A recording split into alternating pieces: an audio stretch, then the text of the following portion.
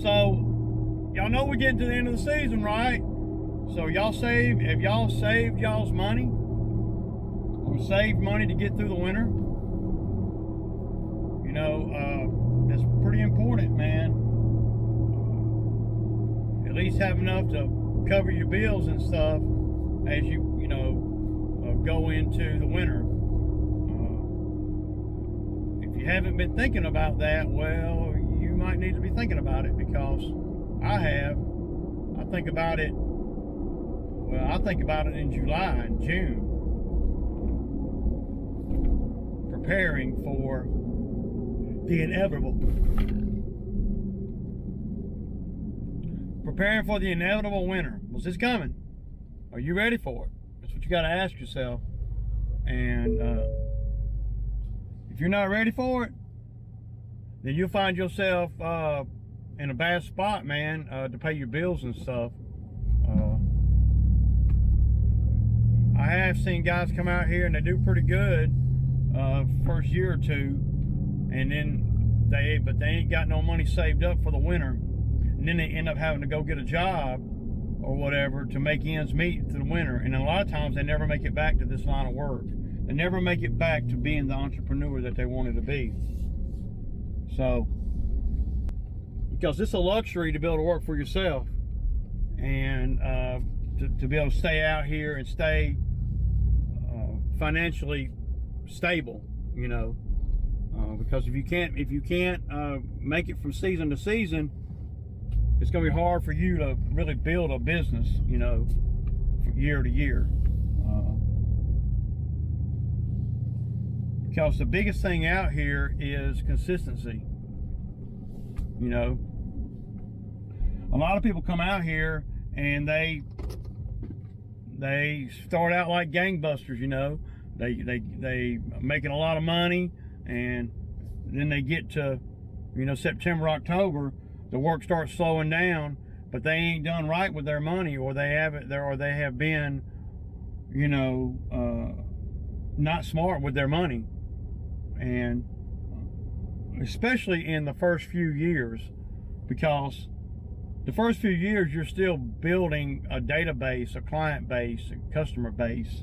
You're still building your equipment, and though your equipment building is always a must. I know a lot of people that have come out here, and I know them, like in my area. They'll come out here and they hit it like gangbusters. They'll have everything going in April, May, and they'll cut grass all summer. They'll build a little bit of a client base, and they'll make $600-700 a day, and they think that's forever. And they think that, well, man, this is pretty easy, but it's really, really tricky, because your brain gets used to making that kind of money, and then all of a sudden you're not making that kind of money. And when you're not making that kind of money, you start feeling like the walls are closing in on you, because you start looking at your schedule or whatever, and you're like, oh man, I was cutting 6 yards a day, now I don't even have 2, but your bills are still the same. Meaning, your house note, rent or whatever, and your truck payment or whatever, all the bills. And it took me about, I don't know, probably in about the 4th year, that's when I started seeing how to manipulate my money in a way to where I would have money through the winter, and or not have any bills to pay through the winter, either way. At first, my goal in the first couple of years, it's just merely survival. And y'all see what the business is today, but there was times that it wasn't like this, that I didn't have all the work that I have now, and that I was doing firewood, and I was doing a lot of other stuff just to stay busy. I wasn't able to save any money because I wasn't making enough money to save. And after about 3 or 4 years, I started setting goals. I'm like, okay, Now, all this is based on the assumption that this is what I'm going to be doing for the foreseeable future. You got to base everything on what your plan is. If you just, so everything that I did in the beginning is based on this is what I'm going to be doing. And this is going to be my career choice, if you will. So over time, the first 3 or 4 years, it was nothing that I couldn't save a dime, man. I was struggling, man. I remember how stressful it was. And, we'd get to September, October, and I'd be worried to death, even though I was doing everything that I could do, during the summer, I just wasn't making quite enough money to get over the hump. It takes a few years to be able to make enough money to where you can support the business, support yourself, and all the things that can come up out here. And it took me years. After about 3 years or 4 years, about the 4th or 5th year in, something like that, I started setting goals. My goal at first was, okay, I want to have all my bills paid up to up to the new year, and I want to have $10,000 sitting in the bank. That was my goal at first. And that goal lasted for 3 or 4 years every year. But I was still, even after year 5, I was still struggling in the wintertime because I had a lot of bills to pay, and I just never get over that hump where I could see daylight. So I set a goal of saving $10,000, and I'd get to the end of the summer and I'd have $3,000.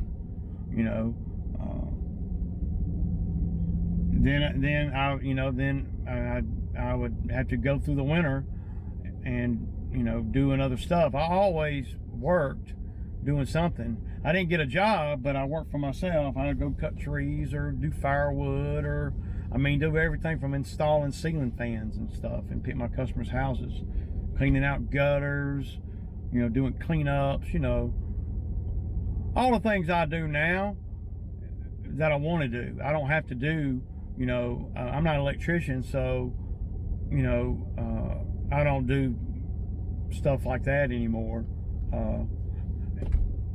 It was hard for me to make money at it because I was not a certified electrician, and I didn't really know enough. I just knew enough to get hurt and enough to, wire a light switch or, take it down a ceiling fan and put a new one up, that kind of thing. The kind of things that I do at my house for myself. But after about year, 6 or 7, I really started getting it down then. And that was coincidentally about the time I started getting, the bigger mowers, the 60-inch mowers, and getting things paid for during the summer. So in the wintertime, because I knew I wasn't making any money, I would minimize my expenses. So I wouldn't have a mortgage, and I wouldn't have this, and I wouldn't have that, because I'd pay all that stuff in the summertime when I'm making $600 a day or whatever. Back when I started, back in 2008-9, if I did $400 a day, that was great. Grossed. Of course, fuel wasn't as high. I didn't have this truck. There's a lot of things that I have now that I have to pay for, so I have to make more money than that.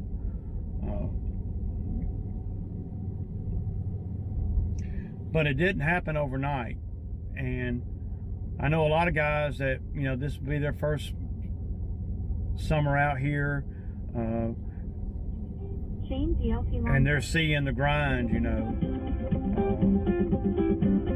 yeah. Okay, y'all, I guess it takes some practice, because y'all see it's the first time using a weed eater extensively without a guard on it. And look, I got grass everywhere, all over me, man. But my string is like this long on each side, so and I weed eated a lot pretty quick. Yeah, so the jury's still out.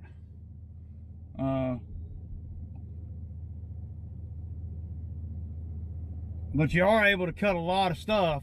You know, I can't see the end of the string, and it's gonna take some getting used to, because if you can't see the end of the string, then you well, you tend to do what I did. I just threw it all up over. The whole. I got shit all over me, man. All in my shoes, in my damn nose, mouth, ears, all over me, man. So yeah, I'm gonna have to clean off before I get on the mower. But I weeded it, everything. So yeah.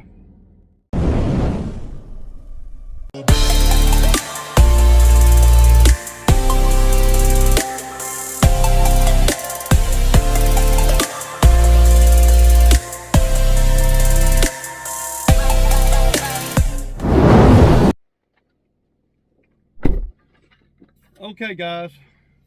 Good morning. Sunday morning. I just got a few things I need to do. Nobody's working today, just me. I'm gonna go over here and, well, I need to get my water hose.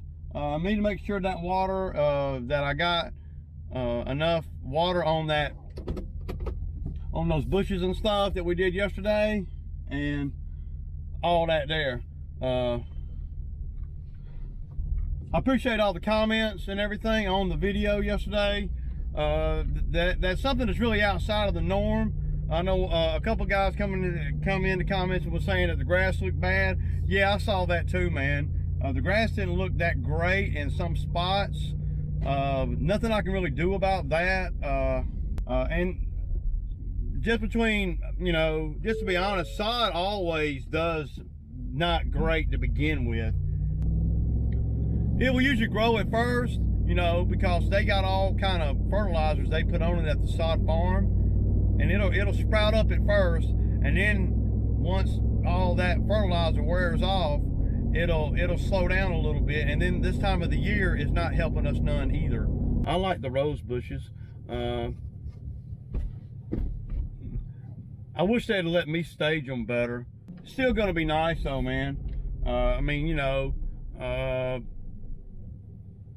the azaleas don't require a lot of maintenance either. So now I'm not worried about this sod in the grand scheme of everything dying, but I'm more concerned about it just not looking that great right now. But we are in September, and again, I'll say it 1,000 times, ideally September is not the best time to lay sod if you're looking for instant gratification.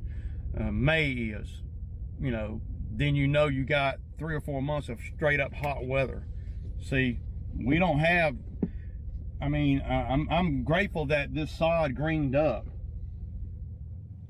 but come next year it's going to be, you know, come April, May, June of next season, it's going to be on point. And maybe by then, I was hoping, and I should have done it, y'all. I slipped over here, man. I really did. I recognize it too.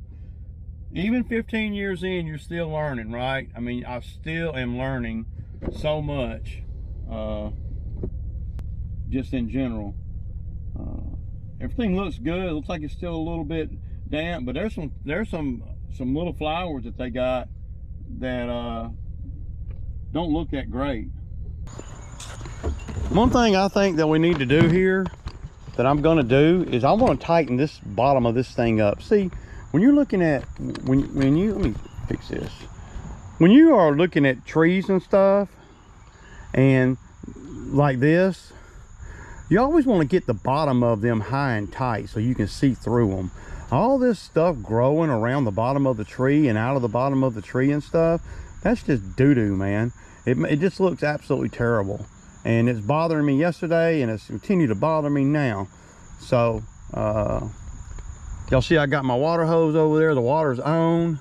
Good thing the water ain't leaking. And yeah, so I don't know how boring it is to watch somebody water a bunch of freaking plants, but that's what we got here. So that's all I got. I'm probably going to want to put the drone in the air to get a totally before and after. Before, when the juniper was here, and before we did the sod. But y'all can look right here. Right here, the sod looks like it's trying to die, but there's a lot of dirt that's from here, because what they did, they actually cut the sod to make that line like that. I was going to do that, but I was going to let the sod grow a little bit more. So the sod it's not that bad, really. It's really not.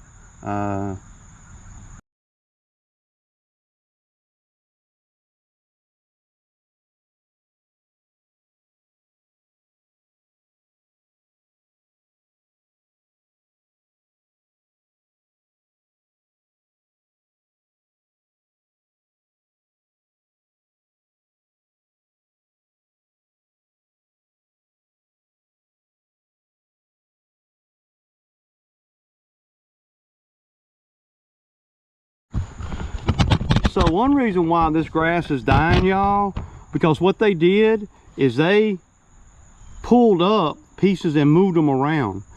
And, you know, after it was here for about 12 days. See all this right here that you see right here that's all dying, or it looks like it's dying, it ain't gonna die. I'm not really worried about it dying.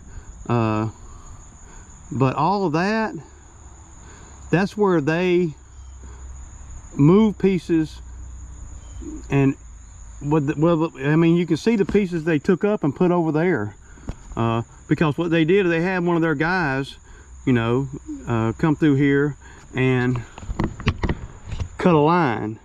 And I was going to do that, but again, it goes right back to what I'm talking about, man. I don't know, I don't know, man. I slipped over here, y'all. I'm gonna get paid, but man, it's not like I don't like to do things like this. I really slipped up over here. I could have made a lot more money, like I said, probably 40% more money, and be more educated about what I'm doing moving forward. So, but I think what I'm going to do now, before I leave over here today, the bottom of this thing is bothering me. I'm going to trim this thing up, y'all. So, yeah. When we was over here yesterday and we had the mower and everything, and I pulled back up from from you know, bringing the Bobcat back, you know, there was nothing in the parking lot right here, right? You know, the parking lot was clean, right? But when I came back, this is what was laying on the concrete, y'all. Y'all know what them are? I knew what they were as soon as I saw them. Those are the fins off of the hydraulic pump on the Exmark. Something went down in there, and see there.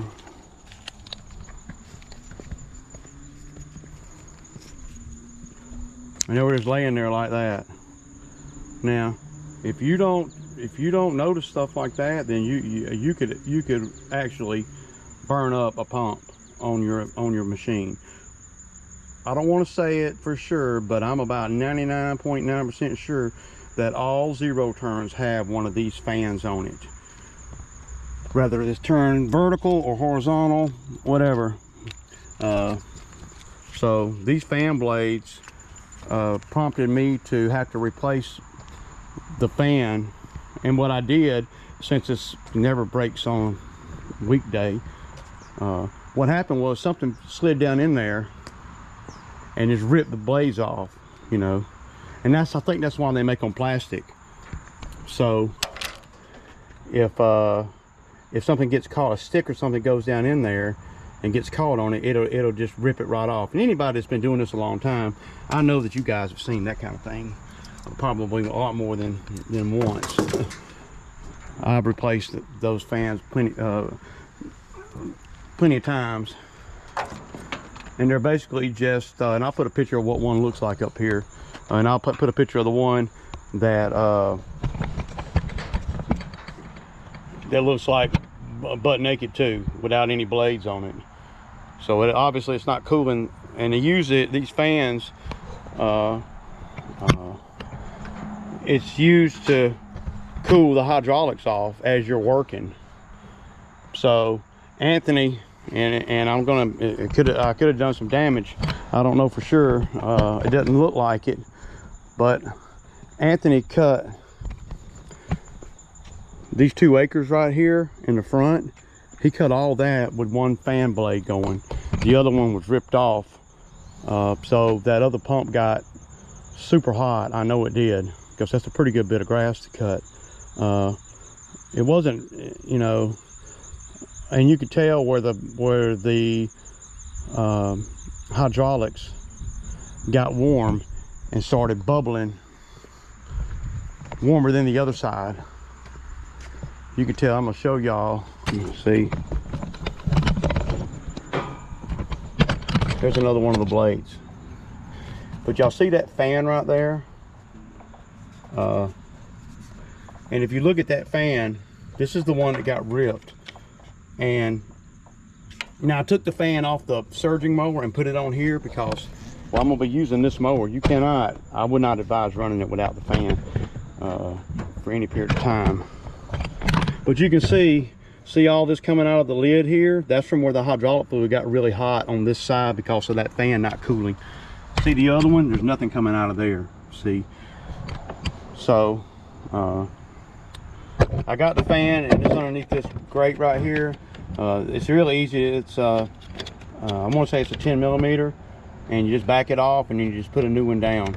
And I'll order me a couple of them. They are about 35 bucks each, and they're nothing but just some plastic, y'all. You see? So just wanted to show y'all that you got to pay attention to everything. You know, and the machine didn't make any noises or nothing. Well, Anthony said it made a noise, but a lot of times when you got guys working for you, their definition of a noise is not, well, it's not true to, you know, if I'd have heard it, I'd have known exactly what was going on. And I would have saw as soon as he moved the mower, well, he moved the mower to go over there and cut, I went and got the Bobcat. When I came back with the Bobcat, all those blades were laying right there. All this right here was laying on the ground right there on the concrete. So I knew, as soon as I saw it, I thought to myself, what in the world is that? And then it registered right in my head right away. So that's a hydraulic fan. And then I put 2 and 2 together. Anthony said it made a noise. Wop wop, see what I'm saying? Yeah. I mean, you could literally go and burn up a hydraulic pump, which would burn up the drive motor and actually be a $3,000 or $4,000 fix. To replace the hydros on here and the drive motor, you're talking about big money. You're talking about more than an engine. Yeah. So, and a lot more labor too. It's probably the biggest deal, even bigger than the engine, if you ask me. So, you know, but you got to identify stuff like this when they go wrong. And the only way you're going to identify that kind of thing is to be in tune with your machine and what you and which means, you know, fixing your own stuff. If you're not in tune with your machine and you don't notice stuff like that, because you're not going to hear it, you're not going to notice it. And if we were on a big field somewhere and that happened, you wouldn't even see it. And you know, so yeah, I'm constantly looking over my machine, constantly. Some things are just aware things, and other things are things that can cause and other things are things that can cause catastrophic failure. And you get a hydraulic pump that fails, and then it might burn the drive motor up. Especially if the fluid gets too hot, it'll start, seals will start having issues and stuff like that. So that's just my take on it, man. And I have replaced a drive motor and a hydraulic pump in a 2005 model 72-inch. Okay, I'm gonna try to clean up the bottom of this about 4 foot up. And so get it all ready for tomorrow. or the next day when we do pine straw in here, because I want all that shit to be out of the way, and I want this canopy to be picked up at least 3 or 4 feet. So we're going to use the big nippers I got and or the chainsaw, whatever I need to do to pick the canopy up a little bit, and then we'll talk to her about getting it off the building and everything. So that's what I'm fixing to do now, and I'm gonna put y'all on time lapse.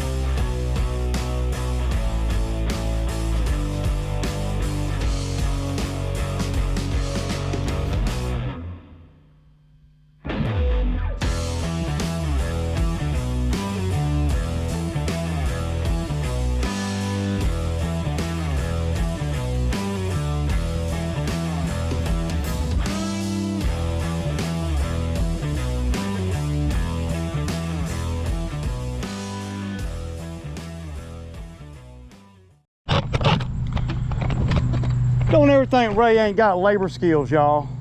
Y'all gotta admit, that looks a lot better. Yeah, a lot better. Now we're just gonna clean up the whole bottom of it. I'm not gonna clean up the whole bottom of it. I'm not gonna even pick all this up today. I want them to see how much I took off this tree. But that looks a lot better, man. And you could probably go a little bit deeper. I could probably take off these few that are right here, but let me soak on this. There's still a lot of scragglers and stuff that I'm gonna pull down by hand. There's nothing in that nest up there, but that does look a lot better. It ain't perfect, but the situation ain't perfect either. Ideally, if I'm them, I'd probably remove it, because they got a flagpole here and they can hang one of their flags up, you know. They can't even use the flagpole because of the tree.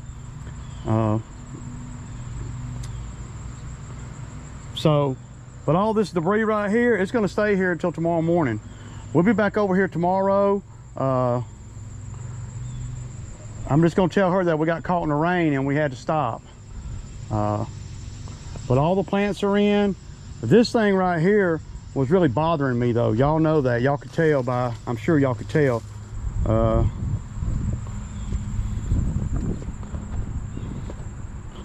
we're definitely going to get some more rain. You see, these pieces of sod, they moved these pieces of sod. These pieces of sod were up here, and they moved them down here, and then they cut a line. Yeah, the more I'm looking at that, the more I see that I need to take out those branches that are overhanging, and that's the last two I'm gonna get. Yeah. And I'm doing all this without a chainsaw, with all hand snips. So see, I can do the labor stuff, you know. I just don't want to, man. You know, it's just not, I don't mind doing stuff like this if I'm alone and I don't have nobody I gotta watch, or, you know, on the clock or anything. And I know it's not gonna be a whole lot of heavy lifting, you know. I don't mind doing this kind of stuff. Now, I wouldn't want to have 10 of these to go do. You know, I just want to make one really nice. But y'all can see that I definitely need to take off this lower one right here, and then maybe 1 or 2 more. So let me grab my snips, back to time lapse.